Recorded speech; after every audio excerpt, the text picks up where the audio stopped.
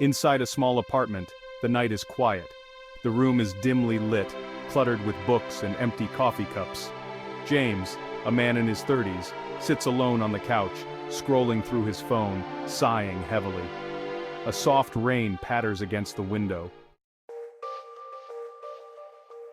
James never thought he'd feel this alone, surrounded by people but trapped in a bubble. He tosses the phone aside and stares blankly at the wall, a picture of friends hanging nearby. It's strange, isn't it? The more connected we are, the more isolated we feel. In a flashback, we see James in various social settings, laughing with friends, attending parties, but always seeming distant, lost in thought. He kept waiting for someone to notice, to see the emptiness beneath the smiles. Back to the present. James picks up his guitar, strumming absent-mindedly. He stops, frustrated, and whispers, "What's the point?" He sets the guitar down and walks to the window, looking out at the rain-soaked street.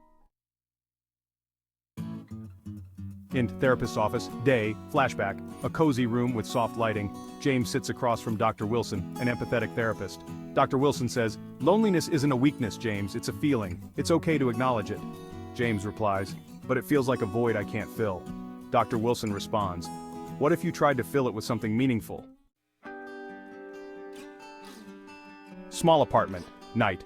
James stares at his guitar, deep in thought. Slowly, he picks it up again, this time strumming a simple melody. James, VO, says, "Maybe I've been looking in the wrong places." Ext Park, day. James walks through a local park, guitar slung over his shoulder. He stops, watching a small group of musicians play nearby. James, VO, reflects, "Music has always been my escape. Perhaps it could connect me too." He hesitates, but then approaches the group. James asks, "Mind if I join?" The musicians smile and nod, welcoming him. James picks up his guitar and they start to play together. Montage. James playing with the group, laughter and camaraderie, volunteering at a local shelter, sharing meals and stories, joining a book club, engaging with new friends. In small apartment night, weeks later. The apartment is brighter, filled with small plants and photos of new friends. James sits on the couch, surrounded by friends, laughter echoing through the room. James, VO. "Loneliness taught me to seek connection. It pushed me to take steps I never would have otherwise."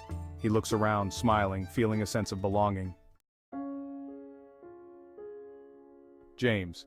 "You know, I used to think being alone was the worst thing, but now I see it's just the beginning." Fade out. Text on screen. Embrace your solitude. It may lead you to the connections you never knew you needed. The end.